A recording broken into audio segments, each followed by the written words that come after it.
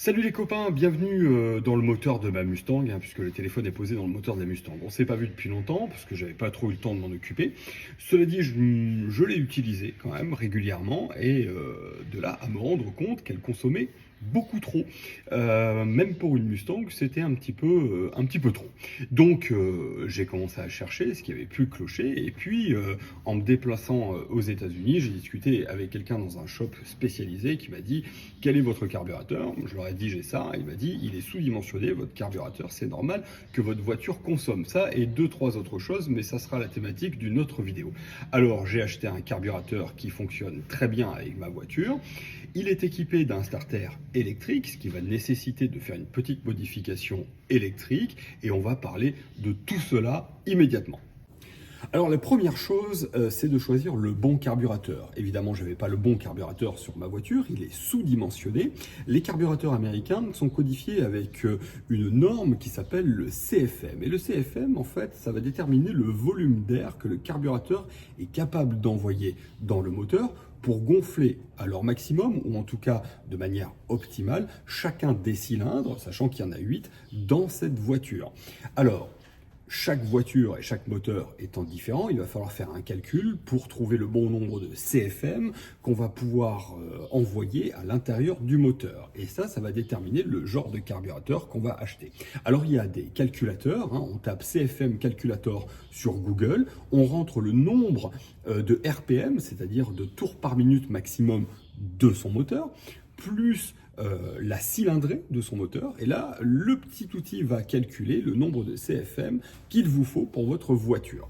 Alors pour un 289 de 1968 qui tourne à 5005 tours minute en vitesse maximale, eh bien il va me falloir un carburateur de 350 CFM.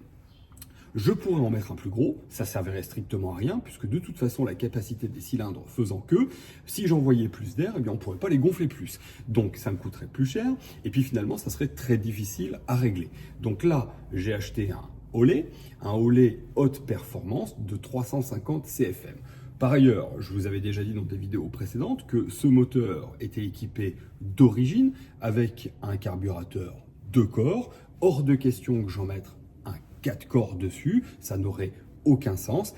Le moteur érodé est habitué à tourner avec un régime qui est offert par un carburateur 2 corps. J'ai pas envie de l'abîmer, je vais rester sur un 2 corps. Et Holley fait des très beaux carburateurs haute performance, double corps. Donc on a un double corps que je vais vous montrer tout à l'heure, de 350 CFM, ce qui correspond pile poil à la capacité et au volume que sont capables de prendre mes cylindres. Et là, on va être parfaitement réglé avec notre moteur de 289 CI de cylindrée.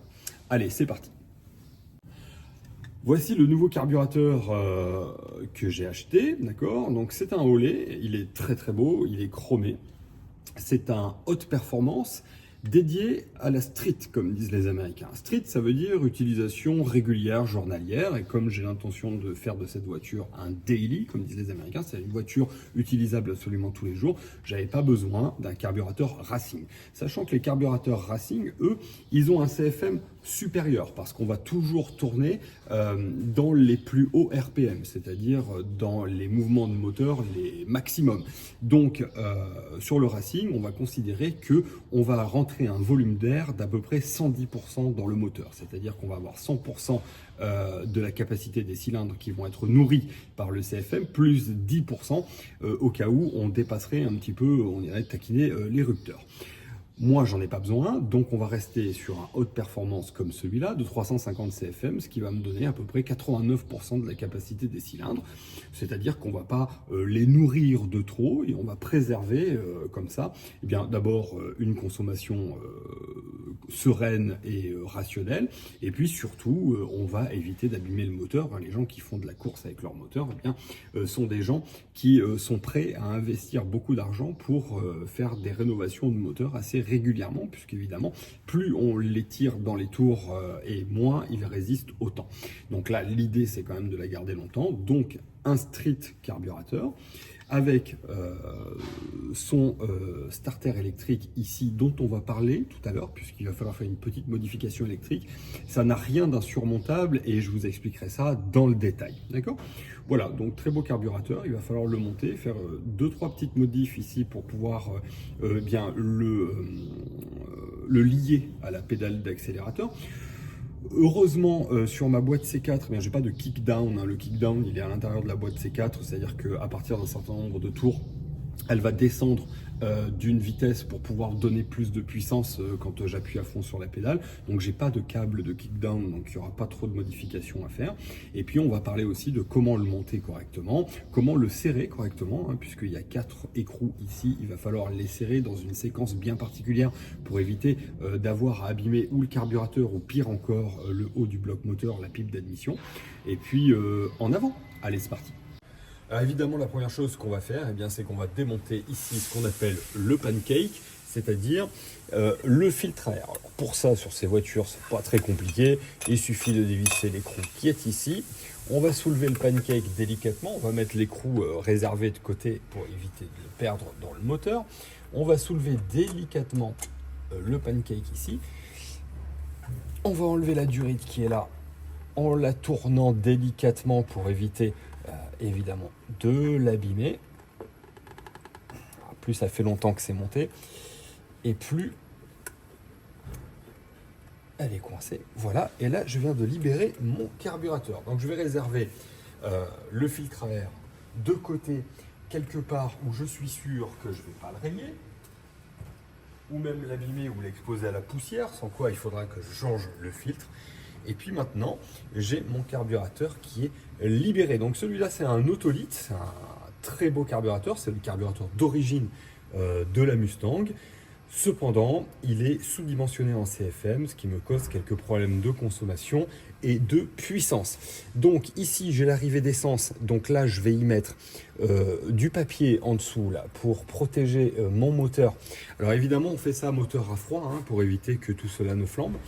Et puis, on enlève la batterie pour éviter toute espèce d'étincelle parce que là, on va toucher à quelque chose qui emmagasine de l'essence ici dans le réservoir. Donc, quand je vais le démonter, inévitablement, ça va pisser de l'essence. Donc, je vais protéger avec des tissus ici. Et puis, à un moment donné, il va falloir que j'enlève la durite qui est ici. Et une fois que j'aurai enlevé la durite qui est ici, j'ai 4 écrous de chaque côté pour sortir le carburateur. Mais avant ça, je vais détringler ici. Ici, c'est la pédale d'accélérateur qui arrive ici pour pouvoir actionner le carburateur. Donc, détringler, enlever l'arrivée d'essence, les 4 écrous qui sont là. Et j'aurai enlevé mon carburateur. C'est aussi simple que cela. Donc là j'ai enlevé la tête de Delco, hein. Il y a 2 clips à enlever, je l'ai soulevé pour me faire un petit peu de place et j'ai mis un chiffon bleu ici sous l'arrivée d'essence pour que quand je vais la dévisser, le surplus d'essence soit absorbé par le tissu évidemment. Hein. L'idée c'est pas d'en foutre partout et pas de foutre le feu à la voiture inévitablement. Ici j'ai un filtre qui est positionné sur le carburateur et là j'ai une bague de serrage que je vais aller desserrer délicatement pour pouvoir libérer la durite d'essence. Voilà. Ça va pisser de l'essence inévitablement. Je la desserre bien parce que je voudrais ne pas avoir à tirer dessus comme un forcené, de peur de abîmer ici ou tordre l'arrivée en laiton qui est ici, l'arrivée d'essence qui vient de la pompe à essence. Alors maintenant, je vais délicatement faire bouger cette durite de telle manière qu'elle vienne toute seule. Et là, ça va pisser l'essence. Alors, je vais tirer un petit peu le torchon dessous. Et voilà. Oh, ça va, c'est raisonnable. Voilà, donc là, la première étape est finie. J'ai enlevé la durite d'essence, j'ai libéré mon carburateur de sa servitude d'alimentation d'essence. Maintenant, on va passer de l'autre côté et puis on va détringler le carburateur. Alors, de ce côté-là du carburateur, j'ai la tringlerie ici qui va à la pédale d'accélérateur et j'ai un ressort qui me sert justement à quand j'accélère. Cette espèce de tringlerie va vers l'arrière et le ressort ici permet de faire revenir la tringlerie vers l'avant telle manière que la voiture ne continue pas à accélérer toute seule. Donc, la première chose que je vais faire, c'est que je vais enlever ce ressort ici. C'est pas très compliqué, je vais le prendre, je vais le tirer un petit peu. Je vais m'aider avec mon petit tournevis pour le faire reculer derrière ici.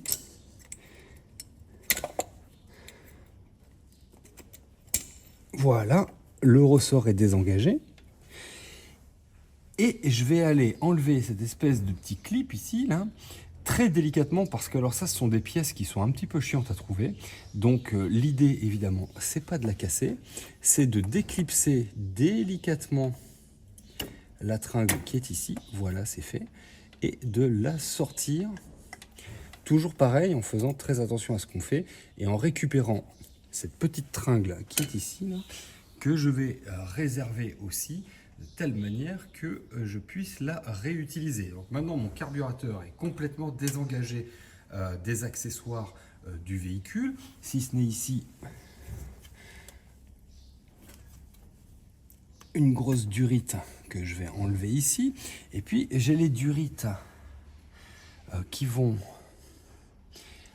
ici à l'avance, que je vais enlever derrière aussi. Je vais vous la montrer. C'est une petite durite qui va du carburateur jusqu'à la petite pièce qui est ici, là, sur le Delco. Je ne sais pas si vous la voyez. Hop. Une petite pièce ici sur le Delco avec une durite qui va jusqu'au carburateur. C'est-à-dire que la dépression qui est créée dans le carburateur va permettre d'envoyer une information à la tête de Delco pour gérer ce qu'on appelle l'avance à l'allumage. On en parlera peut-être un autre jour, mais aujourd'hui, ce n'est pas le sujet. Toujours une petite chose à laquelle il faut penser quand on va démonter un carbu, c'est qu'on va mettre la pipe d'admission à nu. Quand je vais enlever ce carbu, il va y avoir des trous ici qui vont donner à l'intérieur du moteur. Donc il va falloir être très très vigilant à ce qu'on fait, parce que la moindre chose qui tomberait dans le moteur irait immédiatement et irrémédiablement abîmer le moteur. De manière complètement définitive d'ailleurs. Hein. Passer un boulon là-dedans, ça va vous péter tous les cylindres. Et puis le moteur sera bon à jeter à la poubelle, évidemment. Donc ça vaut quand même 6-7 000 €, un moteur V8 de Mustang. Donc l'idée, c'est quand même de faire attention à ce qu'on fait pour ne pas avoir à en arriver là. Alors, puisqu'on est de ce côté-là, je vais enlever la petite durite qui est ici et qui me sert justement à l'avance à l'allumage. C'est pareil, je tire délicatement dessus. Voilà, cette petite durite est enlevée. Je vais la réserver de l'autre côté ici pour ne pas l'abîmer. Et à partir de maintenant, je vais pouvoir enlever les 4 écrous de mon carburateur, sortir ce carburateur et monter le nouveau. Donc, pour enlever le carburateur, c'est pas très compliqué. Je prends ma petite douille de 10 ici avec ma clé à cliquer. Et je vais desserrer les 4 écrous qui sont de chaque côté. Et là, le carburateur va venir. Alors, il n'y a pas de séquence pour le desserrage. Par contre, il y aura une séquence pour le resserrage. Et on en parlera tout à l'heure. Donc, encore une fois, ça a été bien fait. Donc, c'est pas serré comme un fou furieux. C'est pas la peine de serrer tout ça comme un gaga. Hein. On abîmerait le joint qui est dessous et qui ferait absolument plus son office. Évidemment, le joint qui est entre le carburateur et la pipe d'admission, il a un intérêt fondamental, c'est que c'est le carburateur qui va gérer l'arrivée d'air. Donc inévitablement, si j'ai un joint qui est abîmé, lui il va faire rentrer de l'air aussi, et là le carburateur va plus vraiment faire son office. Donc il faut absolument faire attention de préserver le joint qui est entre le carburateur et la pipe d'admission. La pipe d'admission, c'est l'espèce de grosse pièce en fer qui est sous le carburateur. L'idée étant évidemment de ne pas faire rentrer plus d'air qu'il n'est nécessaire au bon fonctionnement du moteur. Voilà, les 4 écrous sont enlevés. On va maintenant pouvoir enlever le carburateur. C'est toujours pareil. Ils sont... Oh, celui-là, il va venir tout seul. Je vais le sortir délicatement en faisant attention de ne pas faire tomber toute l'essence qui est stockée dans le réservoir ici sur mon moteur. Donc, je vais le redresser un petit peu comme ça. Et d'un seul coup, mon carburateur est libéré. Et je vais pouvoir le réserver de côté. Voilà, est venu le temps de positionner le nouveau carburateur. Alors, le nouveau carburateur, il va se positionner de la même manière qu'on a enlevé l'autre. On va le mettre au-dessus des pas de vis qui sont dédiés et on va le faire glisser. Si ça force, c'est qu'il y a quelque chose qui ne va pas. Donc on recommence, on cherche à savoir pourquoi ça force. Là, ça force pas, ça rentre tout seul, ça glisse tout seul, on va pousser un petit peu les fils qui sont là et qui gênent et il est positionné. Donc avant de le serrer, on va utiliser les pièces qui sont fournies par Olé dans la boîte du carburateur pour pouvoir monter la tringlerie qui vient se mettre ici, d'accord? Donc il va falloir qu'elle puisse être accrochée correctement. Cette tringlerie est reliée à la pédale d'accélérateur et quand j'appuie sur la pédale, ça tire ici le mécanisme vers l'arrière et ça va mourir le carburateur pour envoyer le mélange d'air et d'essence. Donc cette tringlerie est importante, il va falloir que je la positionne correctement, donc c'est parti. Maintenant, je vais utiliser ça, c'est un nettoyant pour frein. C'est un solvant qui est très volatile et qui disparaît quasiment instantanément quand on l'utilise. Parce qu'il est évident que je ne vais pas mettre de l'eau à l'intérieur du moteur, mais j'ai quand même besoin de nettoyer le support de mon carburateur. Donc, délicatement, ici, je vais venir frotter pour décrasser le support qui va venir accueillir mon joint plus tard. C'est important d'avoir un support très propre pour que le joint fasse correctement son office. Alors avec le nouveau carburateur, il y a un nouveau joint qui est fourni, d'accord? Donc ce nouveau joint, je vais le positionner. Vous ne pouvez pas vous tromper, le dessin est parfaitement identique à la semelle qui est ici. Donc ça n'aurait évidemment aucun sens de le mettre dans l'autre sens, donc on ne peut pas se tromper. On va venir le positionner délicatement ici. Et puis au serrage, il va évidemment se mouler autour de la semelle et du carburateur et on aura une étanchéité parfaite, hein. C'est un petit peu le propre des joints. Je vais en profiter pour remettre cette durite ici. Cette durite, c'est les gaz qui viennent de l'intérieur du moteur qui seront réinjectés à l'intérieur du moteur ici en même temps que le carburateur fait son travail. Voilà, le joint est remis, la durite ici est repositionnée, j'ai plus qu'à poser mon carburateur par-dessus. Alors maintenant que le carbu il est positionné, j'ai pas encore remonté la tringle ici, on va le faire plus tard. Je vais d'abord m'inquiéter de l'arrivée d'essence ici, parce que l'arrivée d'essence sur les Olé, elle est comme ça, elle est pas en face du carburateur comme elle est sur les otolithes, elle est sur le côté ici. Donc il va falloir que je trouve une astuce pour bricoler quelque chose. Alors évidemment, c'est pas du bricolage, hein, il va falloir faire ça bien, pour que l'arrivée d'essence soit rationnelle et arrive en face ici de ma durite qui vient, elle, de la pompe à essence qui est sur le côté du moteur, ici en bas. Donc là, je viens de trouver un petit raccord en 3/8 ici qui était fourni avec le carburateur Olé. Et puis un coude ici pour pouvoir me faire un petit angle droit pour arriver pile poil en face de la durite qui est ici. Alors, il va falloir que je serre ça correctement pour que, évidemment, tout tombe en face de tout ce dont j'ai besoin. Donc, l'idée de cela, c'est qu'évidemment, on va pas mettre du téflon, hein, parce que le téflon va être bouffé par l'essence, ça ne servira à rien. On va mettre un petit peu de loctite bleu ici, de telle manière, en plus, que cela, ça va maintenir l'écrou à l'intérieur du carburateur et les vibrations ne vont pas le faire tourner. Et puis, ça va permettre de faire une étanchéité. Donc, je vais mettre un petit peu de loctite ici sur mon raccord, un petit peu de loctite ici sur le support qui est à l'intérieur du carburateur et normalement tout ceci devrait tenir en place. Donc je vais ressortir mon carburateur et faire ça calmement sur une table dédiée là où je risque pas d'abîmer quoi que ce soit. Alors mon petit raccord coudé en fait il est trop fin. Donc je ne vais pas pouvoir l'utiliser. J'avais ici une rallonge dans laquelle le raccord pouvait rentrer. Malheureusement, cette rallonge-là est beaucoup trop grosse pour rentrer à l'intérieur ici. Je réessaye au cas où, mais non, ça ne fonctionne pas. C'est... Ah, peut-être... Non, ne forçons pas, ça ne rentre pas. Donc, bon, par chance, j'avais un petit raccord ici qui est tout petit, tout fin, qui correspond pile poil à la durite que j'ai ici. Donc, celui-là rentre parfaitement ici, mais par contre, il va venir en conflit avec une autre pièce que j'ai dans le moteur qu'il va falloir que je repositionne ailleurs. Donc celui-là, je vais le serrer ici pour l'instant. Et puis on va aller dans le moteur, voir si on peut repositionner ce qu'on appelle le coil qui fait partie de l'allumage à une autre position dans le moteur pour pouvoir libérer un petit peu d'espace pour faire passer la durite convenablement. Sinon, j'ai regardé avant de faire cette vidéo, ça pourrait passer, mais j'aimerais mieux que ça soit bien rangé. Donc soit on trouve une autre solution pour le coil et on le positionne ailleurs, soit ça passera quand même, mais c'est pas très joli. Donc je préférerais que ça soit joli, donc on va s'entêter à chercher une autre position pour le coil. C'est parti. Alors le coil, c'est l'espèce de cylindre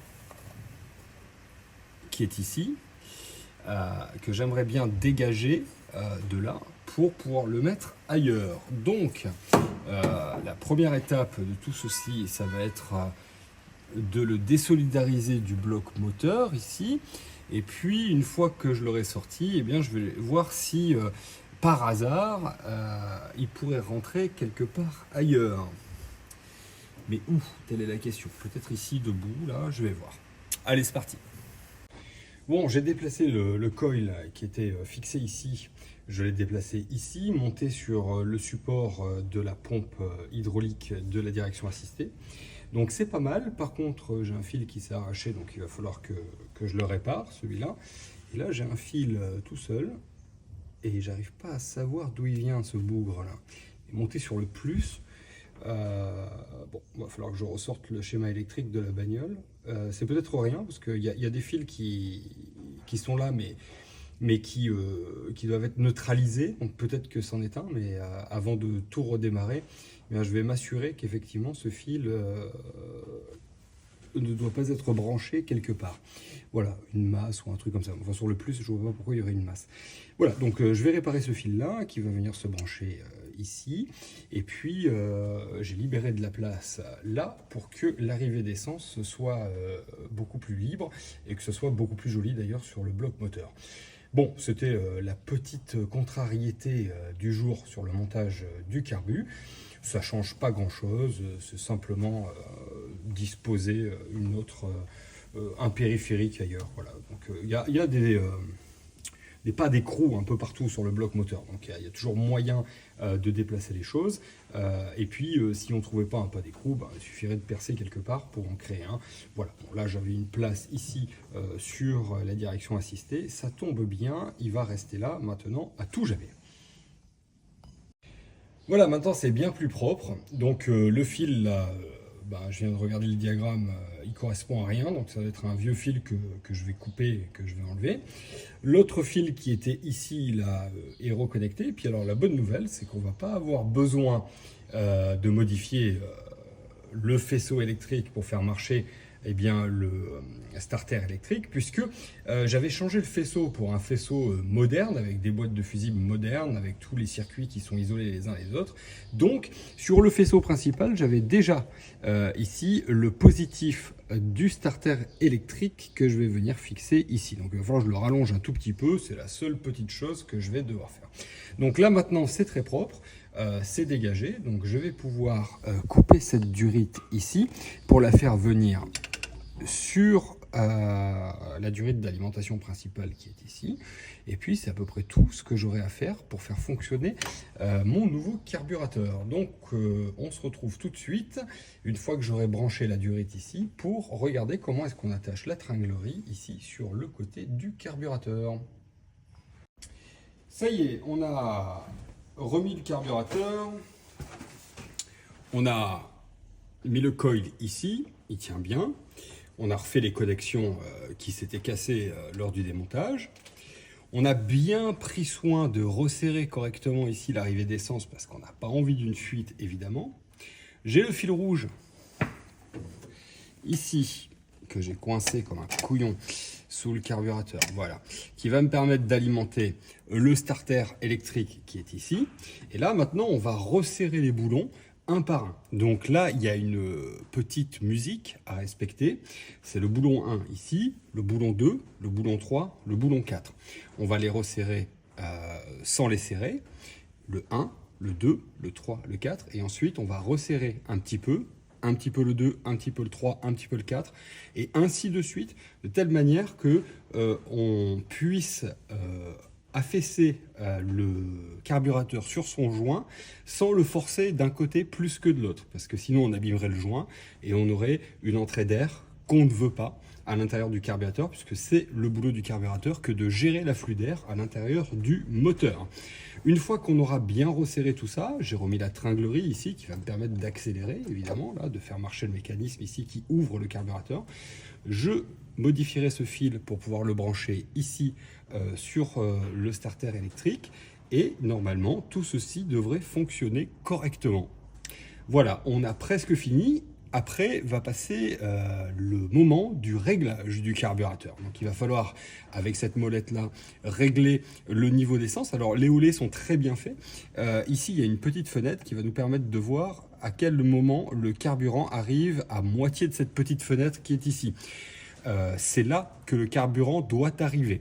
Donc on va régler le niveau du flotteur à l'intérieur avec cette molette ici, et puis il y a quelques petites vis autour du carburateur qui vont nous permettre de gérer le réglage du carburateur pour que le moteur tourne rond. Voilà, on va bien penser aussi à remettre les petites durites qui vont ici sur le Delco, de telle manière que ça puisse régler l'avance du moteur. Cette petite durite là, on va la monter ici. Elle est un petit peu difficile, cette durite. Bref, et sur le bord du carburateur, ici, on va la brancher de telle manière que le mouvement de l'air à l'intérieur du carburateur crée une dépression qui va informer le Delco du fonctionnement du carburateur pour que le moteur puisse tourner toujours correctement grâce au mouvement de la petite ailette qui est à l'intérieur du Delco et qui va allumer les bougies une par une selon la cinématique qui est prévue sur un moteur V8. Voilà, donc on n'oublie pas de rebrancher les durites, évidemment, sinon ça ne fonctionnera pas. Et puis une fois qu'on aura fait ça, il ne restera plus qu'à démarrer le moteur. Ça y est, tout le bazar est monté. Donc, reprenons un petit peu dans l'ordre. C'est à peu près 2 heures de bricolage, en faisant les choses bien, voilà, et en prenant son temps tranquillement. J'ai perdu un petit peu de temps à cause du coil qui était fixé ici et que j'ai déplacé là pour libérer l'arrivée d'essence sur ce nouveau carburateur où effectivement l'arrivée d'essence est latérale au lieu d'être frontale ici sur les haulets par rapport aux otolithes. Donc il a fallu refaire quelques connexions de fils qui s'étaient rompus au démontage du coil. Donc ça, c'est toujours pareil, il faut faire très attention, il faut aller trouver le diagramme, être sûr de la bonne couleur du fil, de là où il se met, parce que évidemment de l'électricité autour des arrivées d'essence, etc., ce sont des choses qui sont relativement critiques, donc il faut s'assurer que ce soit bien fait. Donc j'ai perdu un petit peu de temps avec ça, mais mine de rien, ce n'était pas si grave. Donc le starter électronique ici est branché. Il est branché sur le faisceau moderne que j'avais installé précédemment. Si ça n'avait pas été le cas, il aurait fallu modifier le faisceau d'origine pour monter ce starter électrique. Donc si jamais toi tu as un faisceau d'origine et que tu te demandes comment brancher correctement le starter électrique, tu m'envoies un message et je t'expliquerai ça avec plaisir, puisque j'avais préparé déjà le matériel pour pouvoir le faire, en oubliant que le faisceau moderne était équipé déjà d'une arrivée électrique ici pour le starter. Les choses auxquelles il faut penser quand on monte le carburateur, c'est bien évidemment à faire attention à ne rien faire tomber à l'intérieur du moteur. Le serrage ici, alors il y a un couple de serrage normalement, bon, tu n'es pas obligé de le respecter, il faut juste savoir que tu mets un peu de loctite, tu remets les écrous, tu les serres, et puis quand ça commence à résister, un petit tour comme ça et tu vas pas plus loin, ça sert à rien de le serrer comme un gaga. Il y a un joint qui s'est affaissé dedans et qui prend sa place, donc pas la peine de serrer comme un idiot. En plus tu risquerais péter le pas de vis, et alors là après bonjour les travaux pour remettre ça en place, ça peut aller jusqu'à changer la pile d'admission évidemment. Voilà, donc le carbu est monté, donc la prochaine étape ça va être de démarrer le moteur pour faire attention et en observant comme ça à l'œil et au doigt qu'il n'y ait aucune fuite de carburant nulle part. Donc pour éviter ces fuites-là, bien, j'ai bien serré l'écrou ici qui arrive à l'arrivée d'essence du carburateur. J'ai mis des colliers de serrage ici et là autour de la durite, pour pouvoir sécuriser l'étanchéité sur l'arrivée d'essence. Mais on n'est jamais à l'abri d'une petite erreur. Donc on va démarrer la voiture pour voir s'il y a un problème de fuite d'essence. Évidemment, ça serait la chose la plus grave. Et puis si ce n'est pas le cas, on va passer au réglage du carburateur en lui-même. Normalement, les haulets sont réglés d'usine, pas grand chose à faire, si ce n'est de rouler avec la voiture et de voir un petit peu comment elle se comporte avec ce carburateur, puisque les buses de projection d'essence à l'intérieur sont de taille, c'est la nomenclature d'Olé 72, et a priori sur un 289 ou un 302 on pourrait descendre à 70-69, sachant qu'à chaque fois qu'on descend d'une unité, donc de 72 à 71 par exemple, c'est 3% d'essence en moins. Donc si vous descendez jusqu'à 70, bah, c'est 6%. Donc ça fait une différence à la consommation aussi. Après, ça dépend de l'utilisation de votre véhicule évidemment, mais moi je vais en faire un daily, c'est-à-dire une voiture qui soit capable de m'emmener partout tous les jours. Donc je ne vais pas chercher l'énorme performance, même si avec ce carburateur là je suis déjà pas mal. Hein, là, on est sur une voiture qui a des nouveaux collecteurs, une nouvelle ligne de pot d'échappement, nouveau carburateur haute performance. Donc, ça serait à peu près l'équivalent d'un stage 1, voire un stage 2, si on voulait trouver une correspondance sur les véhicules modernes aujourd'hui. Donc, on a dû gagner quelques chevaux, c'est pas défrisant, mais ça permet d'être plus à l'aise dans les montées, dans les reprises et dans la souplesse du moteur, évidemment. Voilà, donc carburateur double corps 350 CFM de chez Olé, ça coûte à peu près 450 €. C'est un bon investissement à mon avis, parce que les Olé sont beaucoup plus faciles à régler que les Edelbrock. Ils ont une meilleure réputation aussi, et ça fait toujours du bien à la voiture d'avoir un carburateur avec une architecture un peu plus moderne. Donc pour les réglages, ce que je disais tout à l'heure, en plus sont très simples. Il y a des petits hublots ici de chaque côté qui permettent de vérifier le niveau de l'essence pour pouvoir régler avec la molette qui est ici, eh bien, le niveau du flotteur, pour ne pas avoir trop d'essence à l'intérieur du carburateur, pour pouvoir le régler vraiment aux petits oignons. Donc on va démarrer la voiture. Et puis on va voir comment tout ça se comporte et si on a bien fait notre travail. Voilà. Voilà, donc là j'ai réinstallé la batterie. Il faut une batterie parfaitement chargée pour redémarrer un moteur qui est vidé de son essence, puisque là le carburateur est neuf, donc le réservoir du carburateur n'a pas d'essence à l'intérieur. Il va falloir pomper avec le pied pour faire monter l'essence, en même temps qu'on actionne le démarreur pour faire tourner le moteur, pour que la pompe à essence, justement, envoie de l'essence jusqu'au carburateur. Alors, un moteur, ça démarre de manière électrique. C'est la batterie qui va assurer ce travail. Elle va envoyer de l'électricité au démarreur qui est sous le moteur, ici côté passager sur la Mustang. Ce moteur électrique va faire tourner une énorme roue crantée qui est derrière le moteur, entre le moteur et la boîte de vitesse, pour entraîner le moteur. Et une fois que le moteur va être entraîné, les pistons vont commencer à bouger. Le doigt magnétique qui est à l'intérieur du Delco va envoyer de l'électricité aux bougies, et tout ceci va s'actionner. Alors évidemment, les bougies, eh bien, si elles s'allument et qu'il n'y a pas d'essence, eh bien, elles n'enflamment rien du tout.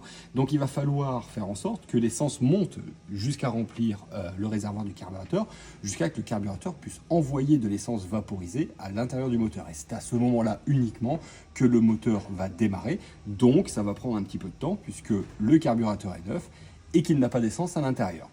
Allez, c'est parti.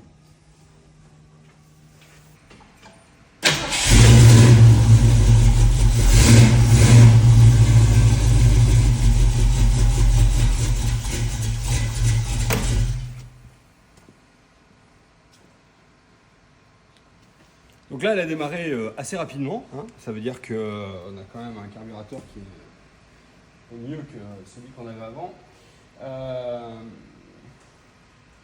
Pas de fuite d'essence, plutôt une bonne chose. Donc là, je vais m'assurer qu'elle tourne correctement.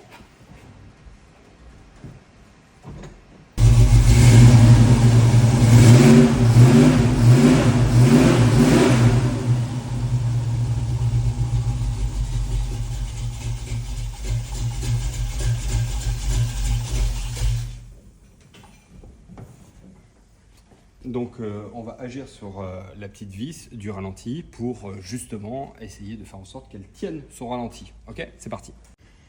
Donc le ralenti, c'est pas très compliqué, hein, c'est la petite molette qui est ici, là. Donc on va la prendre avec un tournevis plat et puis on va voilà, la visser un petit peu de manière extrême. Hein. L'intérêt, c'est qu'elle tienne le ralenti et puis après, une fois qu'elle tournera, on la dévissera pour trouver le bon ralenti. Voilà. Donc ça, c'est la première étape. Allez, on va démarrer la voiture, on va voir si elle tient son ralenti.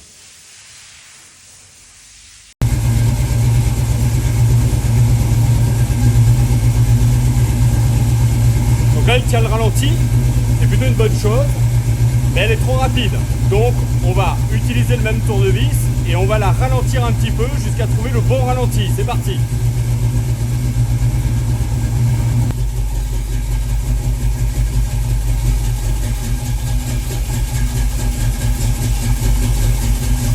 Une Mustang de cette année-là, ça doit tourner à peu près à 750-800 tours minute au ralenti. Je vais bientôt monter un mano de telle manière qu'un tachymètre, un compte tour, de telle manière qu'on puisse affiner le réglage. Pour aujourd'hui, on va le faire à l'oreille et là, ça me semble pas trop mal.